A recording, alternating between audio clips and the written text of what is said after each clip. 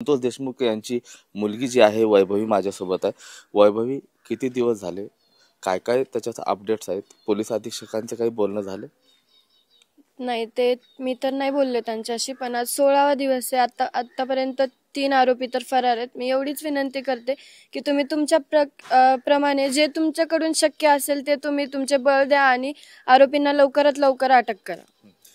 काल तू बीडमध्ये गेली होती, तिथं बैठक पण झाली, बैठकीत तुझं भाषण पण झालं, त्यावेळेस तुला अश्रू अनावर झाले होते, भावनिक झालं होतं। काय मागणी होती नेमकी? त्या ह्याच्यात पण मी तेच मागणी केली की ते म्हणले आपण मोर्चा काढणार आहोत बीडमध्ये, तर त्या मोर्चाला तुम्ही सर्वजण सहभागी राहा, आम्ही पण तिथे येऊ आणि मोर्चाच्या द्वारे की न्याय मिळवून देऊ आपण, हे एक त्यांच्याकडे मागणी करू मोर्चाद्वारे आणि लवकरात लवकर न्याय मिळवून घेऊ। लातूरला पण मोर्चाचं आयोजन करण्यात आलंय का? तिथं तू जाणार आहे का? रेणापूर, लातूर जिल्ह्यातलं रेणापूर। हा, तिथे पण आहे 27 तारखेला, तिथे पण चाललंय जायचं म्हणून। मी ते न्याय मिळवण्यासाठी मी कोणत्या पण मोर्चात असो, अगर कुठे पण जायला तयार आहे, फक्त न्याय लवकरात लवकर मिळाला पाहिजे। 15 दिवस होत आहेत, तरी देखील तपास हा संत गतीनं चालतो का असं वाटतं तुझ्या मनाला? संत गतीने म्हणजे आज 15 दिवस झाले तरी पण 4च आरोपी आहेत। ते 3 जे आहेत ते लवकरात लवकर अटक करा। आणि मला तर असं वाटतंय की मी माग पण बोलले की जे याचं मूळ आहे त्याला तुम्ही लवकरात लवकर अटक करा, कारण की जे आज 7 आहे ते उद्या नंतर 7 बनवू शकतो। जे मूळ म्हणजे मास्टर माइंड आहे त्याला तुम्ही लवकरात लवकर अटक करा आणि त्याला शिक्षा द्या। शिक्षा कशी असावी, काय अपेक्षा आहे? आता कुटुंबियांना तर एवढंच वाटतं की जसे माझ्या वडिलांचे हाल झाले तसे त्या आरोपींचे पण झाले पाहिजेत, कारण की त्यांना पण ज्या वेदना माझ्या वडिलांना झाल्या तर त्यांना पण झाल्या पाहिजेत, की दुसऱ्यांना वेदना दिल्यावर हे कसं वाटतं ते त्यांना पण समजलं पाहिजे। ज्यावेळेस ही घटना घडली, तुझ्या अनेक मैत्रिणीचा तुला फोन आला, बऱ्याच मैत्रिणी तुला भेटून गेल्या। मोर्चामध्ये या तुझ्या मैत्रिणी तुला साथ देण्यासाठी येत आहेत? हो, त्या पण जरूर येतील। जसं की गाव तुम्ही सगळे आमच्या सोबत आहात, तसं त्या पण माझ्या सोबत आहेत, त्या पण यायला तयार आहेत। उद्या मनोज जरांगे पाटील देखील येत आहेत। ज्या दिवशी ही घटना घडली त्या दिवशी मनोज जरांगे पाटलांनी ठिय्या आंदोलनामध्ये सहभाग नोंदवला होता। त्यानंतर पोलिसांची प्रोसेस पूर्ण झाली, उद्या येत आहेत, त्यांच्याकडनं काय अपेक्षा असतील?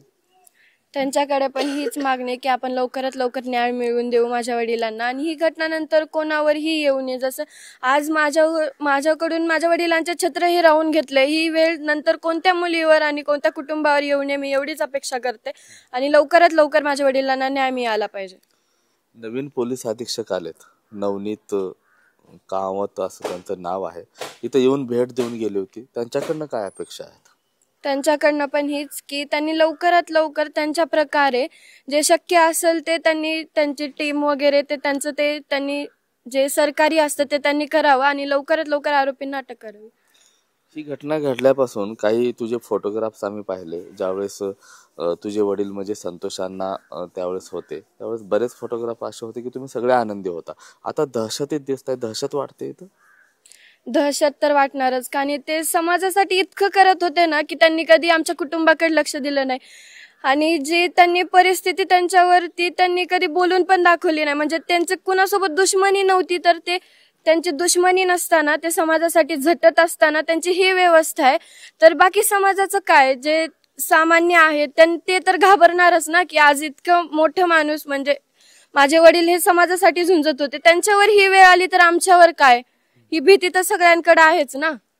काँग्रेसचे नेते अमित देशमुख काल आले होते, त्यांनी तुझ्या सुरक्षेची आणि कुटुंबाच्या सुरक्षेची मागणी केली। तुम्ही कुटुंब जे आहेत सुरक्षित नाही आहोत? सुरक्षित म्हणजे तसं तर फक्त एक भीती आहे आमच्या मनात की हे जे आज घडलंय ते नंतर घडू नये, याच्यासाठी आम्ही संरक्षण मागतोय। नक्कीच ही वैभवी होती। 27 तारखेपासून जर बघितलं गेलं तर वैभवी स्वतः तिथं जाणार आहे, कारण जनसामान्यांचा जो कौल आहे, समाज मनाचा जो कौल आहे, कुठेतरी न्याय मिळावा यासाठी आंदोलन आणि मोर्चाचं आयोजन करण्यात आले। मात्र पहिल्यांदाच या मोर्चाला संतोष देशमुख यांची कन्या जी वैभवी आहे ती हजेरी लावणार आहे।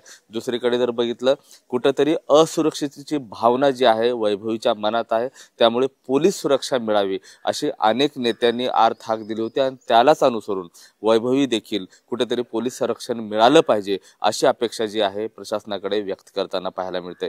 कॅमेरा पर्सन अभिजित पिसेसह मी महेंद्र कुमार मुधोळकर, TV9 मराठी, मसाजोग, बीड।